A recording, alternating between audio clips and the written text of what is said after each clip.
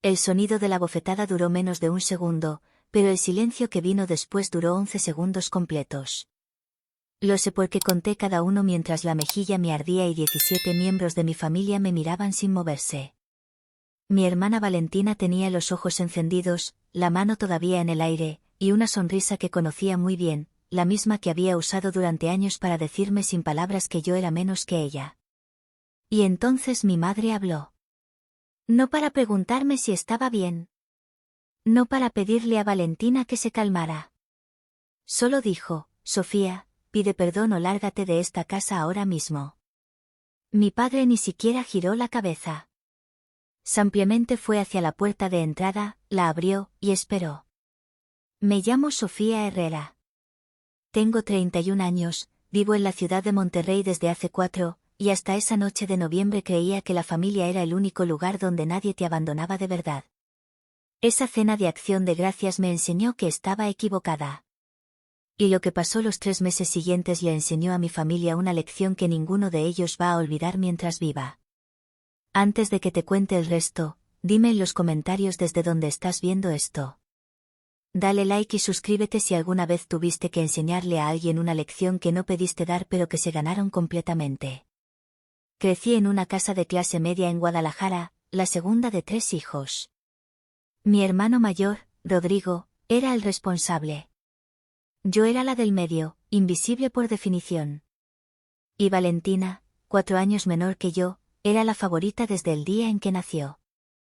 No es una queja, es simplemente la historia de mi familia documentada en cada foto navideña, cada celebración de cumpleaños y cada comentario que mis padres hacían sin darse cuenta de que yo podía escucharlos. Valentina tiene ese carisma especial, decía mi madre. A Sofía le cuesta más relacionarse, decía mi padre, como si ser callada fuera un defecto clínico. Valentina aprendió temprano que su carisma era moneda de cambio.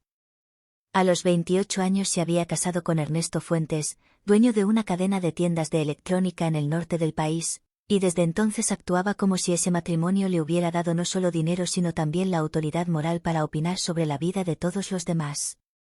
En cada reunión familiar llegaba tarde, se sentaba en la cabecera de la mesa sin que nadie se lo pidiera, y hablaba de sus viajes, su casa nueva en San Pedro Garza García y sus tarjetas de membresía como si fueran credenciales de humanidad.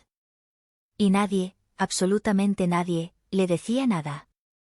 Lo que Valentina no sabía, porque nunca se había molestado en preguntar, era que durante los últimos 2 años yo había construido algo propio. Después de una década trabajando como diseñadora de interiores para empresas de otros, a los 29 años había fundado Herrera Studio, mi propio despacho, en Monterrey. Empecé sola, con $47,000 de ahorros, un cuarto de servicio convertido en oficina y una clienta que me recomendó a otra que me recomendó a otra. Para el otoño en que ocurrió todo esto, mi despacho tenía 4 empleados, contratos activos con 2 desarrolladoras inmobiliarias y un proyecto insignia que no había anunciado todavía, el rediseño completo de los interiores de un hotel boutique en el centro histórico de Monterrey con un presupuesto de $2.30 millones de pesos. Mi nombre aparecería publicado en una revista de arquitectura nacional en enero. Pero en la cena de acción de gracias, para mi familia, yo seguía siendo la Sofía que le costaba relacionarse. Aquella noche llegué puntual, a las 7 de la tarde, con una botella de vino de $800 que nadie agradeció. La mesa estaba llena, mis padres, Rodrigo con su esposa Camila, Valentina con Ernesto, 3 tíos, 2 primas y la abuela Consuelo, la única persona en esa mesa que siempre me miraba como si yo valiera algo. Cené con cuidado, hablé poco, respondí las preguntas de educación y aguanté los 3 comentarios de Valentina sobre que mi departamento debía ser muy acogedor para ser tan pequeño y que Monterrey era buena ciudad para empezar. A las 9:30 me levanté para ir al baño y al pasar detrás de su silla rocé su hombro sin querer, un roce que cualquier persona adulta habría ignorado. Valentina no lo ignoró. Se puso de pie, me tomó del brazo, y me dio una bofetada con la palma abierta en la mejilla derecha. Delante de todos.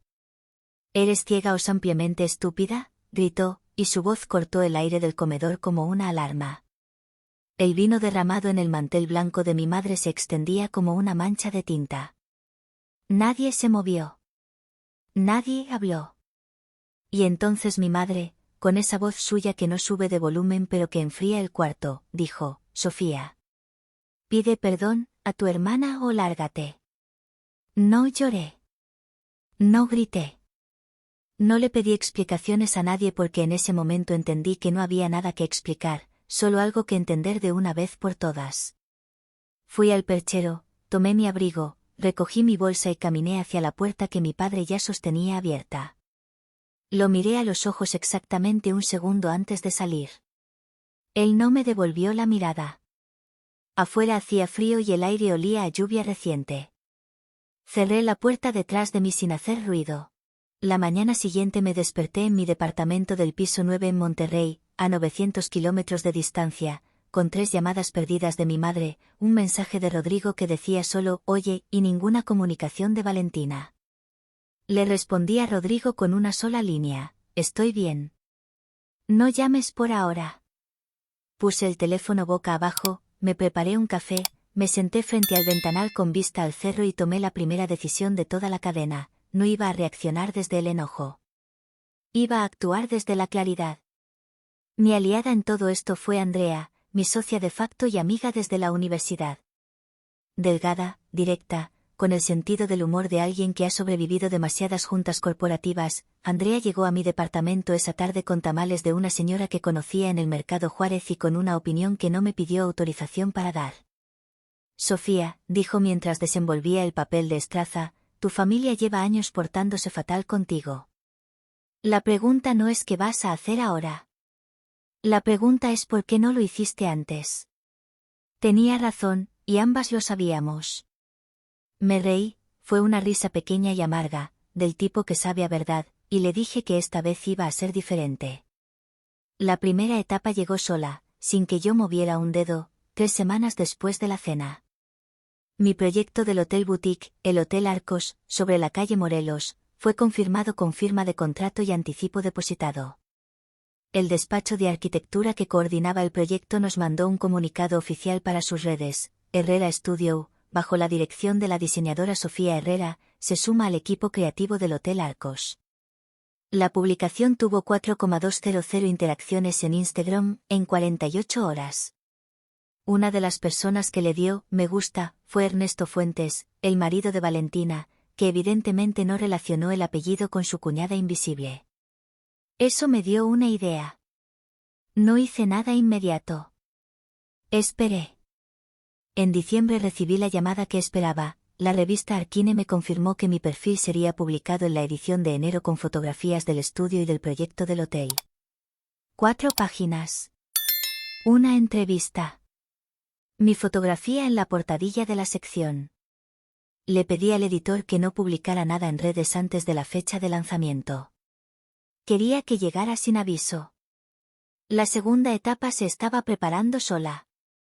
En enero, 2 semanas después de que la revista salió en circulación nacional, recibí un mensaje de Ernesto Fuentes.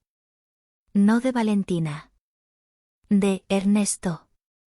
Decía que había visto la publicación, que le parecía impresionante el proyecto del hotel y que le gustaría hablar conmigo porque estaban renovando sus oficinas centrales en Monterrey y buscaban un despacho de diseño. Le respondí en tono completamente profesional, le agradecí el interés y le dije que con gusto agendaríamos una llamada. No mencioné a Valentina. No era necesario. Fue mi abuela Consuelo quien me contó lo que pasó en casa de mis padres cuando la revista llegó. La abuela tenía 74 años, compraba Arquine desde hacía décadas porque, según ella, una mujer debe saber cómo se ve el mundo que no la invita. Me llamó un martes por la mañana para decirme, con esa calma suya que venía de haber sobrevivido cosas mucho peores que una cena familiar: tu madre estuvo muy callada. Y Valentina se encerró en el baño 20 minutos cuando la vio. Luego agregó, con lo que solo puedo describir como satisfacción clínica: 4 páginas, Sofía. 4. Y colgó. La tercera etapa fue la más pública. En febrero, el Hotel Arcos organizó una presentación privada del proyecto de rediseño: arquitectos, inversores, prensa local de negocios y algunos clientes selectos. Andrea me convenció de invitar a Ernesto bajo el pretexto de que era una oportunidad para que viera el trabajo antes de tomar una decisión sobre sus oficinas. Ernesto llegó con Valentina. No creo que ella supiera exactamente a qué evento iba hasta que entró al salón del hotel y me vio parada junto al director del proyecto, con mi nombre impreso en el roll-up de 2 metros a mi derecha. El color que se le fue de la cara en ese momento fue, honestamente, el único lujo que me permití disfrutar en silencio. La presentación duró 40 minutos. Yo hablé durante 15 de ellos, con planos, renders y proyecciones. Al terminar, varios asistentes se acercaron a felicitarme. Valentina esperó al final, con una copa de agua que no había tocado, y cuando los demás se dispersaron se paró frente a mí. Me dijo, y juro que nunca pensé escucharle estas palabras, que lo de la cena había ido demasiado lejos y que no quería que las cosas siguieran así entre nosotras. No fue exactamente una disculpa. Pero fue lo más cerca que Valentina Herrera había estado de pedirle perdón a alguien en su vida adulta. Le respondí con absoluta cordialidad, te agradezco que lo digas. Cuando quieras tomar un café, me avisas. Y me giré hacia el siguiente invitado que esperaba saludarme. Ernesto contrató a Herrera Studio 2 meses después. El proyecto fue por $890,000. En la reunión de kickoff, Valentina no estaba presente. Mi madre me llamó en marzo. La conversación fue breve y extraña, como si estuviéramos leyendo un guión que ninguna de las dos había escrito. Me dijo que me extrañaba. Le dije que yo también. No mencionamos la cena. No mencionamos la bofetada. Pero algo había cambiado en su voz, una especie de reconocimiento tardío, como cuando entiendes el final de una película que creíste no haber entendido. Rodrigo fue el que dio el paso real, me mandó un voice note de 4 minutos diciéndome que había estado presente esa noche, que no había dicho nada, y que eso lo avergonzaba. Fue honesto y directo y lo escuché 3 veces. Le contesté que lo quería y que lo perdonaba, y lo decía en serio. Hay algo que aprendí en todo esto que no tiene que ver con la revista ni con el contrato ni con la cara de Valentina en el hotel. Aprendí que el silencio que yo usé para salir por esa puerta fue la primera vez en mi vida adulta que me puse a mí misma primero, sin pedir permiso, sin explicación, sin disculpa. Y ese silencio valió más que cualquier cosa que hubiera podido decir en ese comedor. Las personas que te minimizan cuentan con que tú misma te minimices también. El día que dejas de hacerlo, el juego cambia completamente. Si esta historia te llegó, cuéntame tu experiencia en los comentarios. Suscríbete para más historias sobre personas que eligieron su propia dignidad cuando nadie más lo hizo por ellas.